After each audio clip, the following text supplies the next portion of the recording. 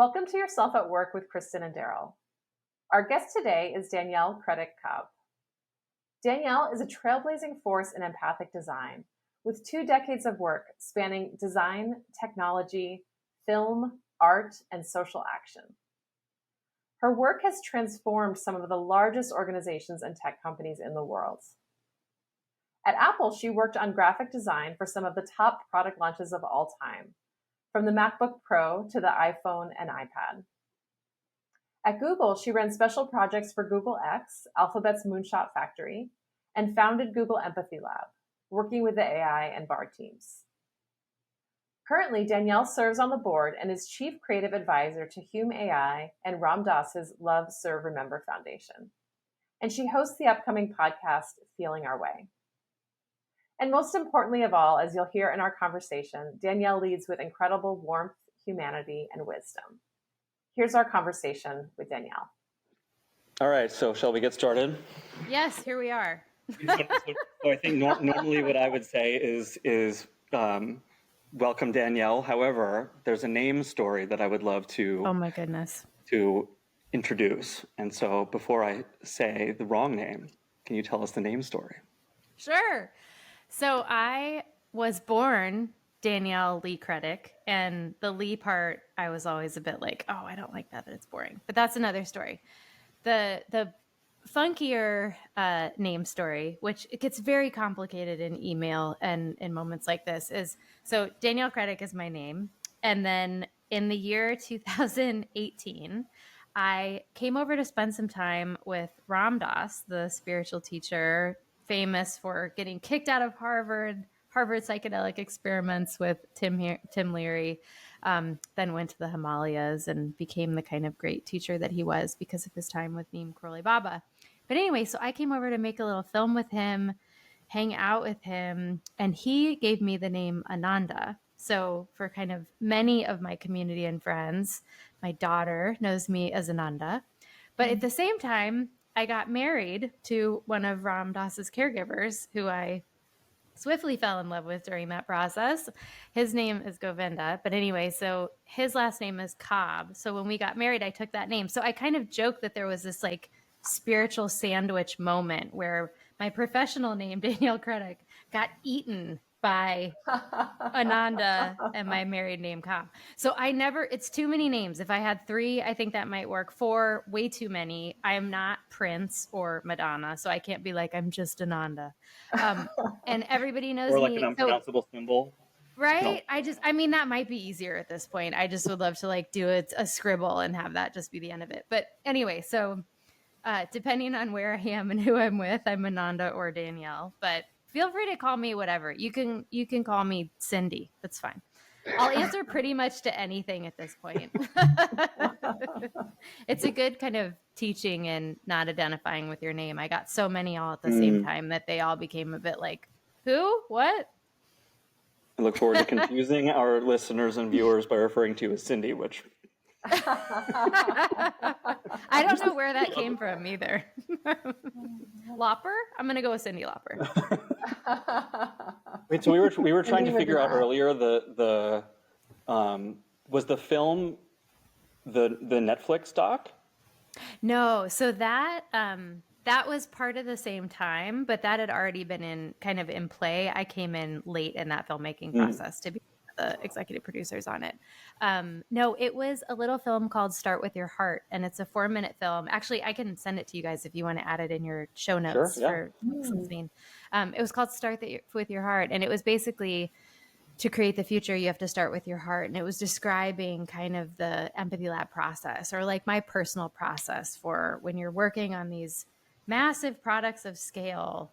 Actually, the place that you begin is in this humble intimacy of you in the stillness of your own heart, considering the person or the people that you're making something for, and being in that space before you get into all the other stuff. And so it was some of his teachings over time strung together.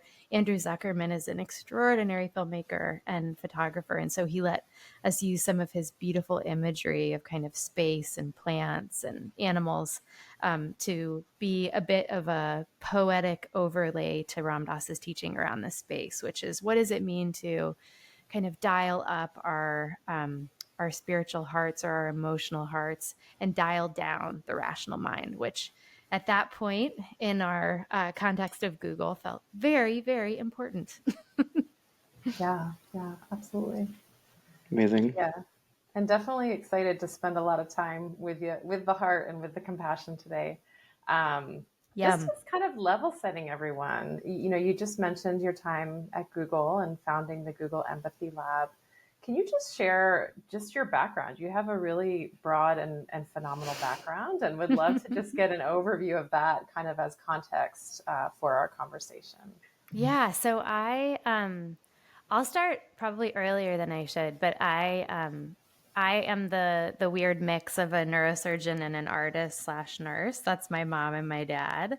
So I feel like that was the like kind of mashup of my influences just as a like being growing up. And there were all of these kind of poetry and spiritual teachers like Ram Dass. Like some of the phrases from his teachings were like just part of my atmosphere growing up. I didn't know who he was until far later. And there were so many other people that were kind of part of that, from kind of like Kabir to Georgia O'Keeffe. And then my dad was a super space nerd. So, it was like all this Carl Sagan stuff and telescopes in the backyard. And that was very much who and how I was. And then I got to college thinking I was going to study studio art, and then realizing I was a little thin skinned when it came to what it means to be so vulnerably exposed in your art. Little did I know that that's kind of, if you're doing it right, that's whatever you're doing, whatever your discipline or expression, requires a bit of that heart outside of your body experience. So went in thinking studio art, came out with philosophy and physics somehow, and then ended up working in kind of in this space of social change and movement building and design and communication at a place called St. Luke's in London, doing social change work there, working with adult literacy, encouraging young people and minorities to vote, doing kind of all of this movementy stuff that at the time didn't feel quite the way it does now. But over there was an interesting, smaller kind of Great Britain's petri dish was a bit smaller. You got to really see the impact of things on the social fabric.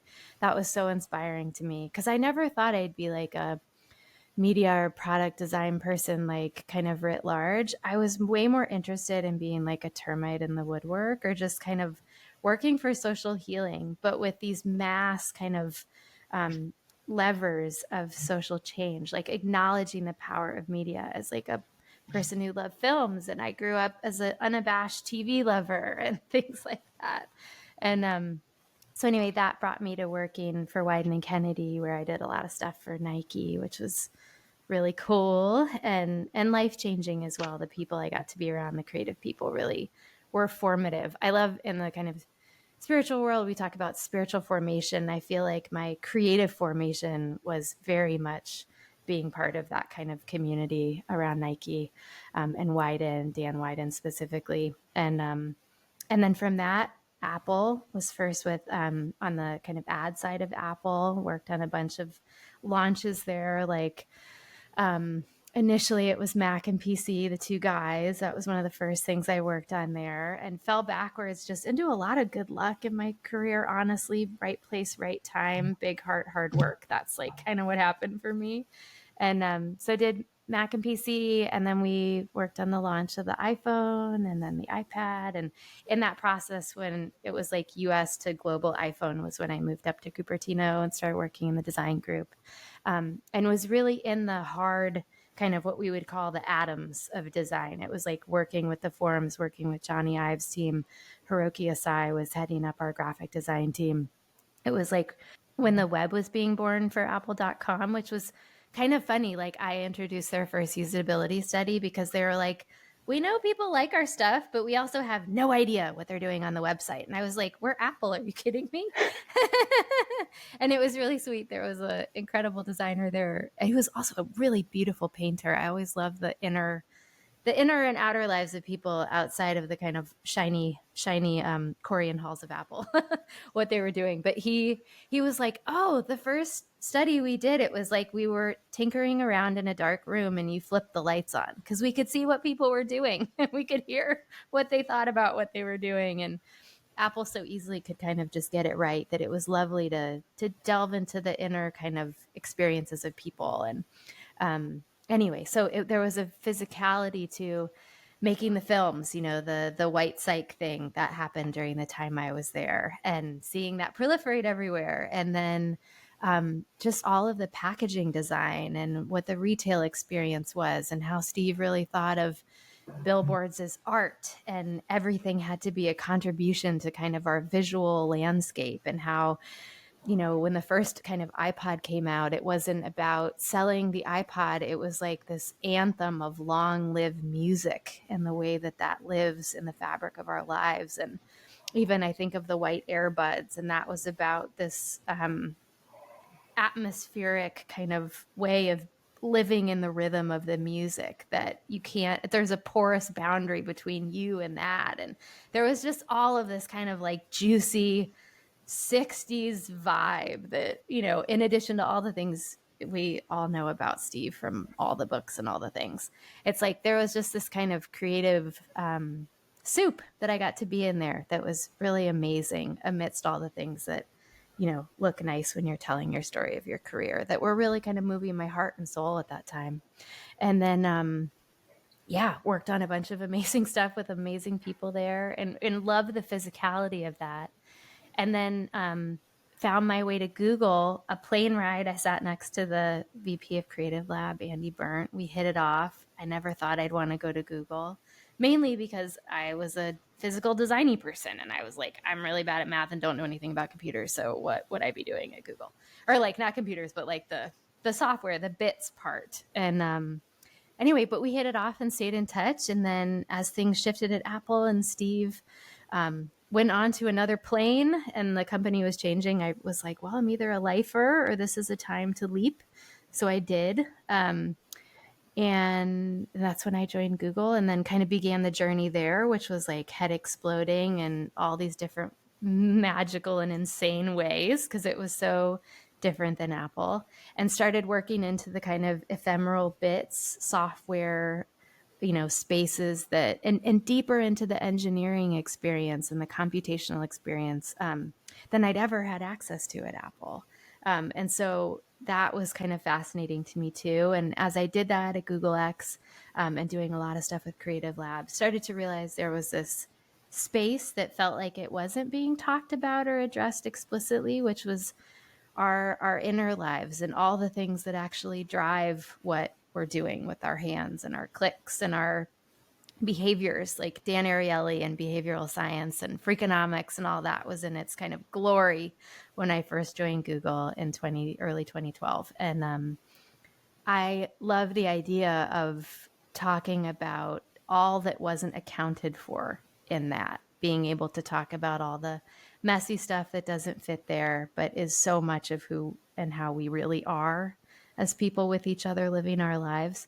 So that was kind of how Empathy Lab was born, was how do we start to talk about these things and bring form and visibility to these spaces of our human experience that we absolutely must design for, but don't always have a protocol or a process or a way to do so when we're so accustomed to working in the kind of computer science realm of things. It's not natural to that space in the same way that industrial design, the work we think of being made famous by kind of Stanford and IDEO, that process, although it's funny, human-centered design has been around for a long time, but how deep into the human do you go is the question that I really enjoy asking. How deeply can you inquire into that, the nature of us as a social species, as kind of complex beings that are mysteries to ourselves and each other? How much of that can you bring forward? Because the more you bring forward of yourself and that, the better all the stuff is going to be that we're giving to everybody else. So that is my far from a whistle stop tour of my path, but hopefully cover some of the bases of what we might get into. Yeah. You mentioned starting in art and feeling like you were too thin-skinned, and later realizing that whenever you want to bring yourself into the world, you're going to be rumbling with that same dynamic. And so I would love to just hear your thoughts on I think we want to all get to the place where we're in touch with our inner selves, our full humanity. We're bringing that to our relationships, to our work, so that we are able to have this kind of creative resonance. Mm. And I think often what holds people back from that is this sense of, well, what if someone doesn't like it, right? Like if I bring this really deep part of myself out, what if it's rejected? And I think that's ironically, what holds people back from sharing their greatest gifts. Absolutely. Yeah, I'm such a people pleaser, and it's like it's like the worst. It's the worst quality, because you find yourself in rooms where you're like, I hope everyone likes me. And then I'm like, well, who is the person that they like? And like many books have been written on this, and many other wonderful people have spoken about this kind of. I'm actually David White. This is funny. My boss at Apple, Chris Riley, was such a like radical Renaissance man. He brought in David White. I want to say it was like my third or fourth week at Apple. So I remember him talking to all of us in the design studio, and he would, do that thing where he would repeat his poem over again. And I thought of all the impatient people who were like, I have a meeting to go to. Why is he doing it twice? But it has this like lullaby kind of hypnotic quality that I really enjoyed. And I remember him talking about how you go to work for at least 8 hours a day in the spaces that we're in. And you think about it, even if you're not on the clock, so much more than that. It just bleeds into your consciousness and into kind of I found all of my frameworks, cognitive, emotional, spiritual, every nook and cranny. It's like butter into an English muffin. It's just in there. And who are you practicing to be? Who are you living your life as? If the person who is doing that stuff for that much time isn't the real you, and the real you is this like everlasting gobstopper thing where you're always going, it's just going to go on forever. But I think, the kind of sweet, naive lunacy of my 18-year-old self thinking, oh, this critique is so different than the intensive critique I got in my high school studio classes. I don't know if I can handle this, or I'm afraid, or, some of the work I did later with these incredible mindset scientists who were, kind of proteges of Carol Dweck's at Stanford, and they actually run a behavioral science and policy institute at UT now that I'm lucky enough to kind of be involved with. But David Yeager and Chris Bryan, I remember we were in a working session once where we were talking about mindset, and I was like, what is really going on in a moment of stress for people? Like in that moment where you're having that feeling I'm describing, oh, I don't know if I can handle this. Like this is upsetting to me. It's making me question myself and doubt myself, and I'm worried I'm not enough, and it brings up all the stuff, what's really going on there. And that thought, that moment of stress, is actually where you are afraid that your true suckiness, your true not good enough, your ultimate no, not you-ness, is being revealed. And I thought that word revealed is so interesting. What's being revealed in this moment is the moment where the truth is finally visible about you, which is you suck. And so I think of those moments of critique in my art class. And then I think of like all the zillion other moments that were not high stakes critiques like that, but are just like, turns out that's what life is.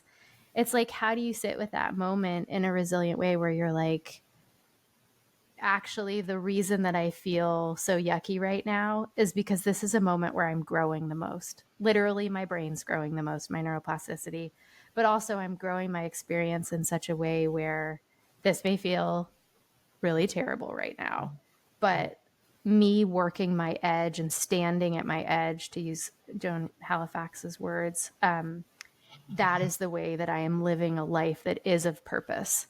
And when I look back on these shiny places I've been, or the shiny people I've worked with, or all the other incredible, deeply hearted people I've been with in my life, and I think of the moments that made me want to throw up because I was so freaked out, or I was like getting partial to full body sweats because I was so uncomfortable with how exposed I felt.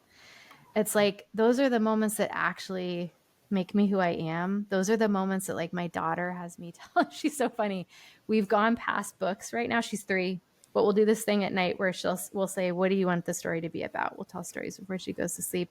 And she'll say like it's literally like some Mad Libs thing. She'll come up with something totally crazy, or like Cards Against Humanity, but for toddler bedtime, where she'll come up with stuff and then we'll make up stories. And what I find is I weave the lessons of those moments into her bedtime stories in this weird way I never planned to do, but where I'm like, this is what I want to, this is how I'm processing this. This is how I want to make sense of this. This is what I want to teach her. So that when that feeling comes over her for whatever reason in the sandbox or later in life, she's going to be equipped with some nervous system memory to draw on, to know how to be with that. And I think, just kind of, Kristen, back to your question, it's like, I feel like I had to do so much cleanup work on stepping away from that young artist. I'm doing it right now as I sit with, what do I want my work to be when I'm not doing the work I've done for the last 23 years? And it's like, I literally could like cry right now, because I'm like, if I really sit with, there's this like cognitive discussion of purpose and path and what you can contribute and what your skills are and what your gifts are. And when I really stop to think about what I'm great at, I know what I'm great at. I know what people might think I'm great at, or what people might mistakenly think I'm great at, and be like, you're the expert of blah, blah. And I'm like, according to some, I have no idea. Like, this is all arbitrary. But it's like, when I really drop in and I'm like, what am I? It's not what I've become great at, which is such a, like, the things that I or you or we or anyone listening to this have become great at are probably partially because of our parents and our environments, and wanting to be good enough and wanting to do something cool and wanting to be all the things, the great oraculum list of things. And it's like, well, what if you strip all of that away and you're like, what do I just want to do because I'm curious about it, or because I've always wondered if I could do that, not to be good at it, not to become a that, but just like, I go back to that 18-year-old artist and I'm like, if I didn't have all of those forces acting on me, it's almost like you think of a bonsai growing without the pruner. What would my shape be? What would I look like? Of course, it would be some arrangement of the same ingredients. Like, I look at how I ended up in design and how I became the kind of experienced designer and kind of vision person I was. And it's because I loved working with creative people. I look at the creative work and social healing work I did. But what if I just stepped into the medicine? What if I just stepped into the art? Even now, I'm terrified that it'll just be crappy stuff that no one would ever want to see. But the point is, it's like, that's the point. That's the inquiry. You go through the thing that calls to you, despite all the voices that tell you not to listen to the call. So I feel like that muscle is weak in me, but I felt it in me since then. So it's like, I know, like, and I'll take us back to our like working environment language. There's always that kind of saying of like, do it once and do it right, because it's actually less expensive than if you try to save money or try to do it fast and then you have to fix it. It's better to just do it the right way the first time. And I feel like it's so true for our inner lives as well. But if you listen to yourself and act on that as best you can, given your life circumstances and the realities of what it is to like feed yourself and, like take care of your kids or whatever the forces of your life are. But I just, that's really been present for me right now. Because it's like, and I even look at my daughter, like, she's so helpful right now, because I look at her and I look at what she likes and doesn't like. And I look at how, like, it's really simple and it's really light for her and there's no story. Yeah. And I'm like, oh, I remember. It's almost like your inner, many different traditions talk about spiritual lineage, whether it's like tracing back to the Buddha through many generations, or if it's, different gurus or saints, or if it's like the lineage of kind of people that have studied like Christ, like, like any lineage or any tradition has a lineage. And I think of intellectual lineage in that way too, academic tradition and the people that you studied with, or at companies. Like I would say that Larry Page and Sergey and Steve Jobs and Phil Knight are part of my intellectual lineage because they've brought me to where I am today. And I learned this practice from Kamu Enos, who's this incredible teacher at Manoa here in Hawaii. And he runs the Office of Indigenous Innovation. He talks about intellectual lineage because you name all of the ancestors and all of the ancestors of all kinds, your intellectual ancestors, to bring them into the room to acknowledge what comes, the power and energy that comes through your words and your thoughts and ideas. And I feel like there's something about this tracing of lineage that as we look at the choices in our lives, or we look at the parts of ourselves that want to come more alive or be more present in the way we apply towards purpose today, it's like, what are those inside of us? Where do they come from? What did they look like when we were 2 or 8 or 13? Where did they bend along the way? Ram Dass has this beautiful practice where he says, see people like trees. When we go to a forest, we aren't like, why did it grow that way? Or why is it fat? Or why is its bark really green? Or why does it have that growth with all the mushrooms? We're just like, oh, there they are. There they are. Why do we not do that for people? Most importantly, why don't we do that for ourselves? So this idea of how have we grown the way that we have?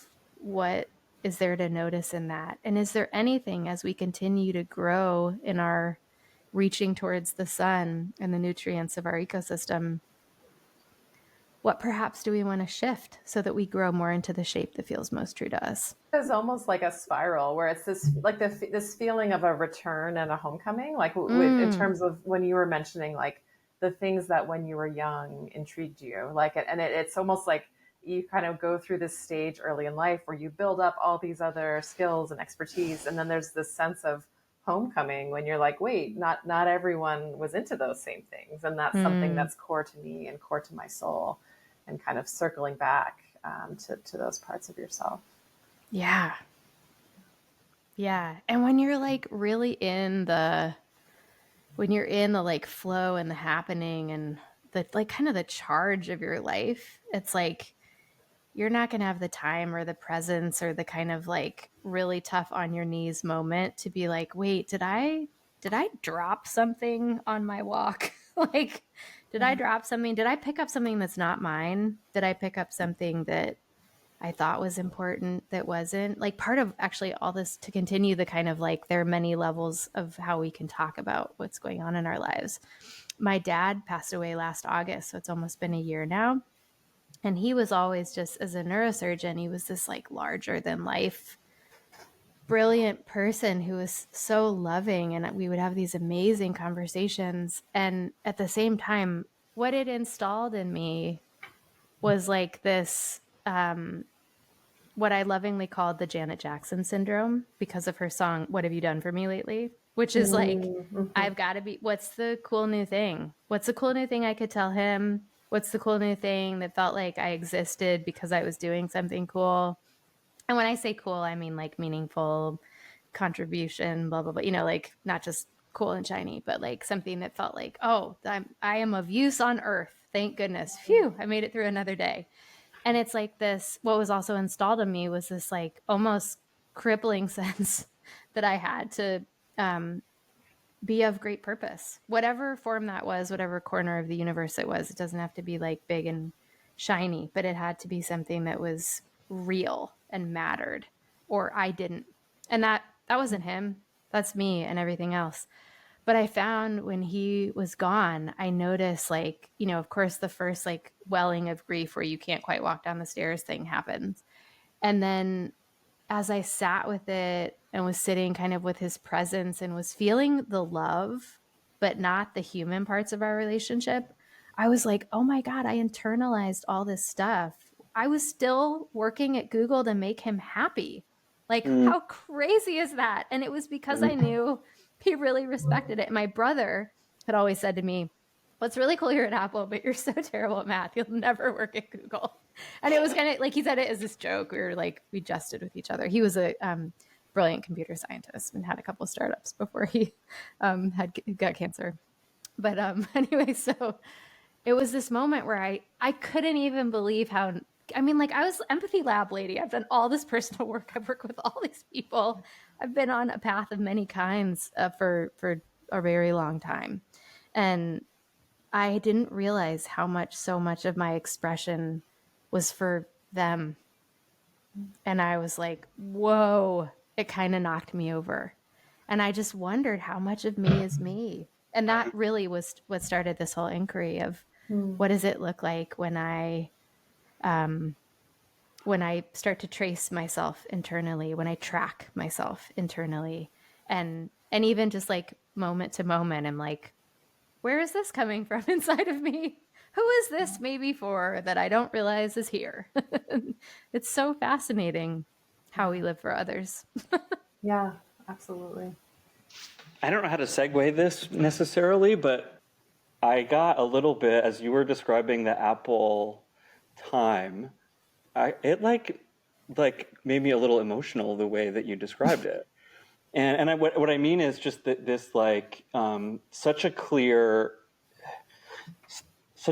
like, you know, whether it's like heart forward or just like thinking about this isn't necessarily like, sure, they're products, right? But whether it's a movement or whether it's art or music or whatever, and as I was thinking about that, or as you were talking through that, what worries me is that I feel like smaller upstarts, or maybe it's not even smaller, but maybe it was a time of the tech industry or whatever, I feel like they could get away with, and maybe that's the wrong way to describe it, but I feel like they could get away with being values forward, being principled, being like, no, this isn't a product, this is art, or whatever. Like, and you get to a certain scale where that then becomes, okay, yeah, but well, how do I measure, you know, what's the revenue or what's the profit per widget by putting art into it, right? Or, you know, like one thing that Chris and I have talked about a lot is in the corporate, you know, internal corporate world, same thing of,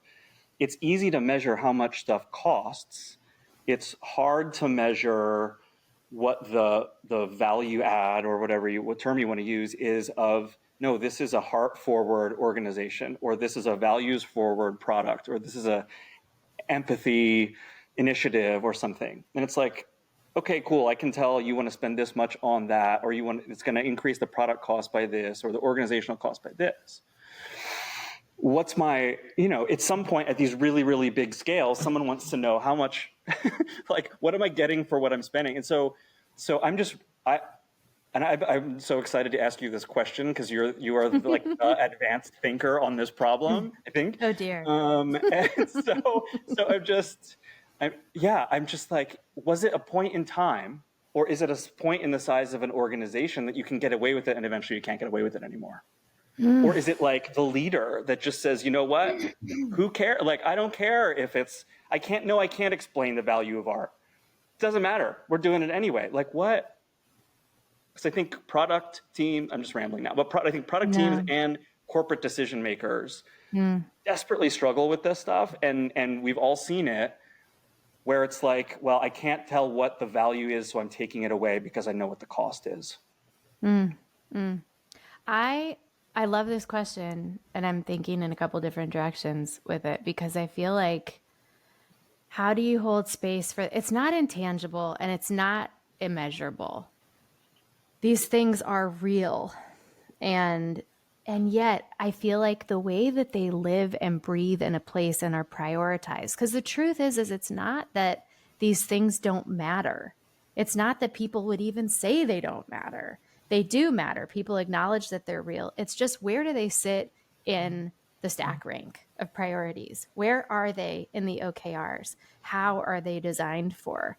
And I feel like that's the tricky thing, is you can never really explicitly criticize a culture or a company or a product or a leader or a manager for not having a heart.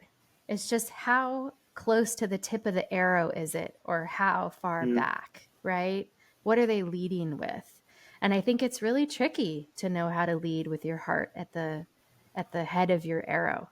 And so what I would say from my experience in thinking about this is rather than, I do think that it's easy to kind of have nostalgia for the past because it's like kind of tempting to be like, well, there were sizes of companies, or there was an ethos during that era, or there were a kind of a handful of leaders that were all competing with each other, and they all had this vibe, or Yeah. they were influenced by these aspects of culture or whatever, these musicians or something. You like want to Yep. point to something so that we can make sense of it, really, to be like, why was it different? Why does it feel like it is not the case now?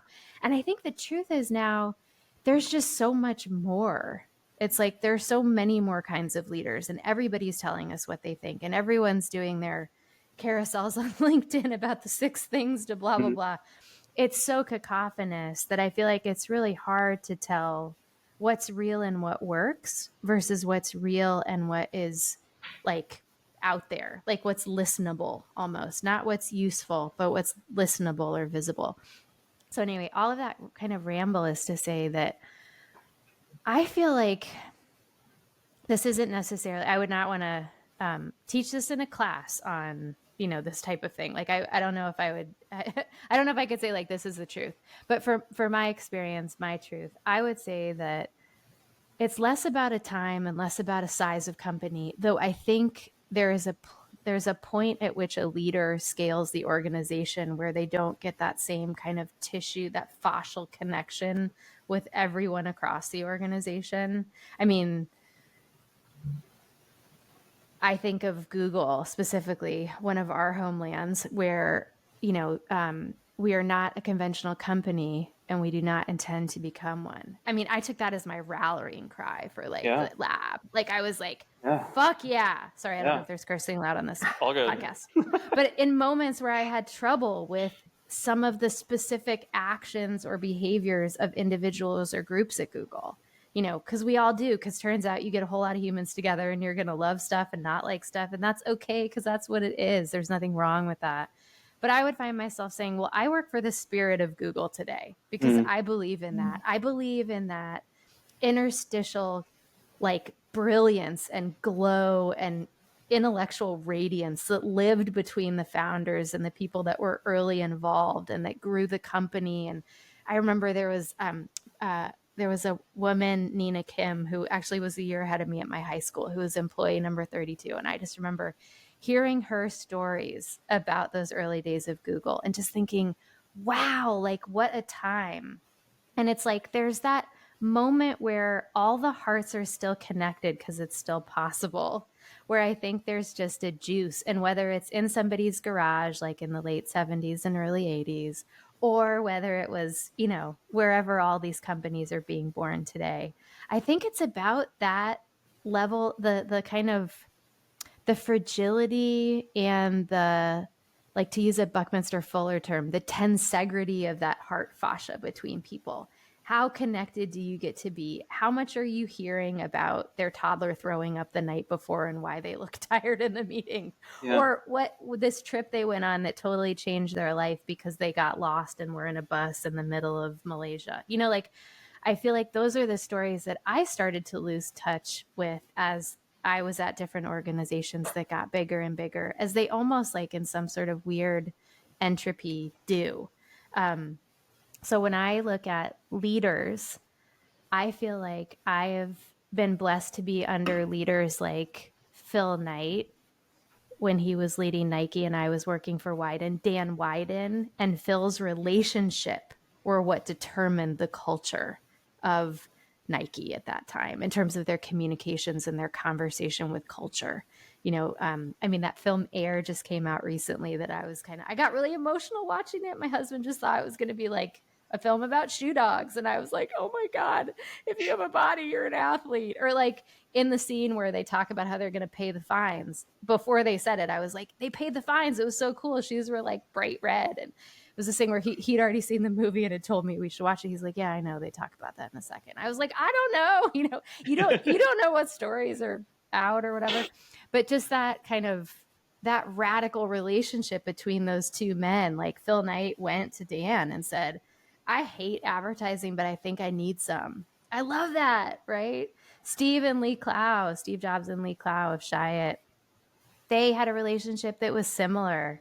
It was like, we don't want to do the boring thing. We are not, Lee surfed every morning and brought his dog to work. There were tables that were surfboards at Chiat during that time. Think different, and seeing Jim Henson and Martha Graham and Gandhi in product advertising. It was, of course, because they didn't have a product at the time. Johnny Ive was tinkering away with the magical elves, making the candy IMAX we were to meet soon. But it's like, I love the creativity that rises out of relationship. This is what I was like obsessed with at Empathy Lab, and even not being at Google anymore, having that lab, it's like I'm still obsessed with the relationship, because if you have leaders that are in it together. Johnny and Steve had lunch every day in Cafe Max, and it was like, and they would argue, and sometimes we'd be like, oh my God, what are they talking about? Or they'd be so in it that they wouldn't eat. And it was like relationship. And then I look at like, so you can see it in a small place, the relationship and the way that that's cared for. And you can see it in a really big place if the people at the top or the mesh network of executives care about it.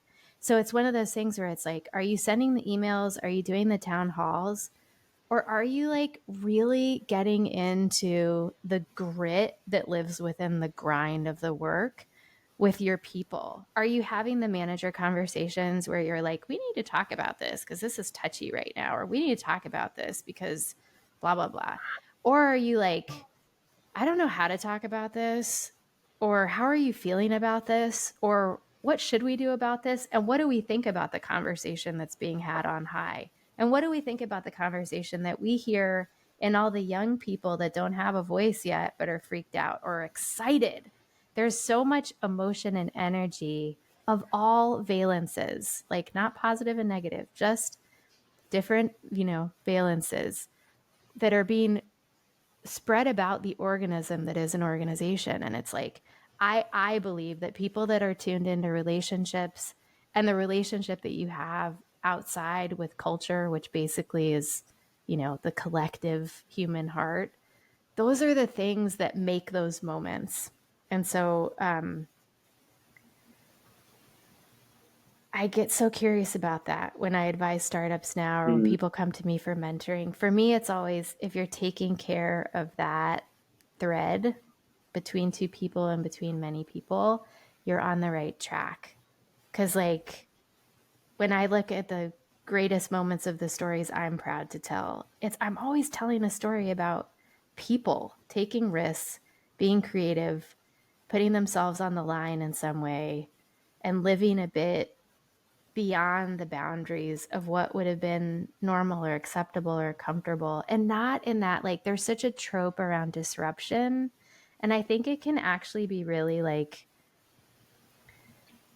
distracting, because disruption isn't meant to be like an act of the mind. It's like this vulnerable cooking of the soul, where you're like, I have no idea what the fuck is going on right now. I'm in the mystery and I'm waiting for something to come to me, so that whatever's happening actually isn't like me or mine.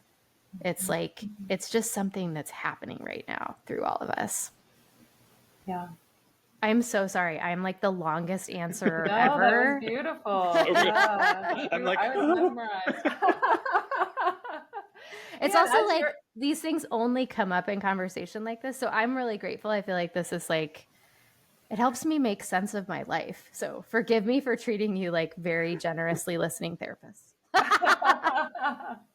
And you can, by the way, that like, you can use that in the podcast. That's not like me being like, whoa. It's like, it's true. You have to talk about your experiences in a circle of reflection where people are curious and open to interested in hearing the real story.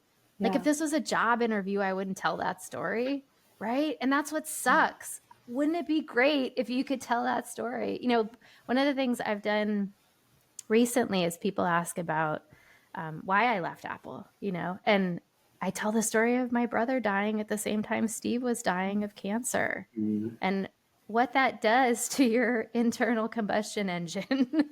And it's like, why do we not talk about this stuff? Grief professional, losing this person I was happy to kind of in a cult-like way lay my life on the line for, you know, and losing my brother, my best friend, my only sibling at the same time. It's like, these are the interstices of where the work really happens. And again, speaking to relationship, it's like, those are the places where the real leadership happens, or the real product comes to be born, because they're being born of the spaces we could never account for, like in a matrix. Like, Daryl, your beautiful question of like the things that are measurable or can be prioritized or valued explicitly. And it's like, what I tried to make a practice was, how can I have a discussion with people's minds? How do I talk science? How do I talk measurements? How do I talk processes and protocols and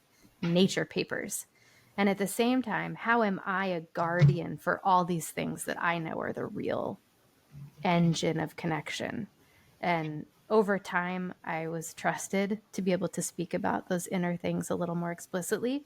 Sometimes I think I went a little too far for the context, not too far for me. And that's the dance. How can you be as real as you are? How can you play the game as honestly as you can with whatever human moment you're being presented with? Oh my God, I did it again. For what it's worth, I would hire the person who gave that answer. Well, bless you, sir. To your point at the beginning, where you were talking about, you know, like, I took a note, but I can't remember my handwriting. Like, if you have this like set of leaders who are collaborating in a healthy way with good values and all these things, and is that just this little thing of like, as long as they're not egomaniacs and as long as they're not two systems, is there just this really, really narrow thing and that's the answer? Or is this whole thing screwed? And I think that is the prototype space. That is the incubator area for what could change. And I think whatever inspirations, whatever places that is drawn from, like I mentioned some, we've mentioned some with other companies, other times, you know, where forces or market forces, systemic forces were different. But I think if that was experimented with as almost like what I would call the good middle, it's like the anti-unicorn, and you know, it's like, it's not the kind of mom and pop shop. We're not going to pretend that that's like the goal. Right. That's not the scale. It's also not like, and I've watched companies I've advised too, like, if you're not shooting for Mars, you're failing. And it's like that kind of the cultural values of the places that, you know, grow up companies, or the goals they're supposed to hit, and the way the media plays into that. But so I feel like, yeah, if there was like a billionaire that wanted to fund a cohort of companies that were purposefully driving different principles and practices of leadership and product management, I think it could be possible. But it would take that kind of effort and funding to like make it different. Do you think it can be done at those scales? Like at the giant, crazy scales? I mean, you sound optimistic, and I don't necessarily feel like I am.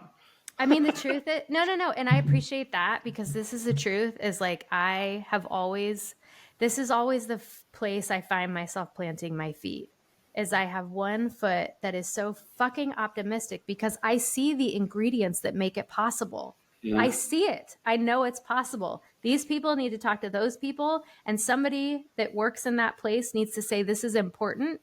Go after it. No, maybe I can't give it as much resources as the big thing that keeps the lights on, but this is important. Go do it. Don't do it in a token way. Don't do it in a way where it sounds nice. Really try to crack this. Use the best of our resources in this incredibly advanced place, with these resources that have been forgotten or are just in a part of the world we don't hear as well because it feels far away, or it feels like a knowledge system that isn't so naturally integrated. But I guarantee that there are the people who can make that happen. I was one of them. That's why I believe. But I know what makes that hard, and I also know what makes that possible, and I know that not everyone can do it forever. But I think that's where it's like, I know it's possible. And because of what I just talked about, I know what makes it hard. I know that the things that make it hard are very real. I don't understand how some of these big, I'm a heart person, you know, I'm a smart heart person, but I'm a heart person. So I can't crack systems thinking in the way that some of our greatest minds can. But I know that there is a mesh network of people that mirror the technologies we're creating. Because how could we create them if they weren't there? It's like there is a way to prioritize this and put that heart further up towards the point of the arrow, where if even just a couple organizations were to operate a little more that way, that leverage is so incredibly massive. So I like, truthfully, I don't know how to crack that. It's like I can't help but get kind of riled up about it because it's like it's so close, it like breaks my heart that it can feel so far away, or for so many that it feels impossible. And it's like all you can do is burrow deep inside of your own personal practice and the way you relate to other people, and live the way you want that to be. And it's like I think of we have to resource ourselves rather than to get so mired in the systems, because I just feel so disempowered when I do that. Whereas when I self-resource and then I remember that I'm a person who walks a path and that I'm pointed at something that's bigger than whatever name is behind the at site, the at sign in my email. It's like, this is all grist for the mill. It's all grist for the mill of our own growth, and whatever our seen or unseen contribution is to the people that we connect with. Like Jack Kornfield says, we tend to the part of the garden we can touch.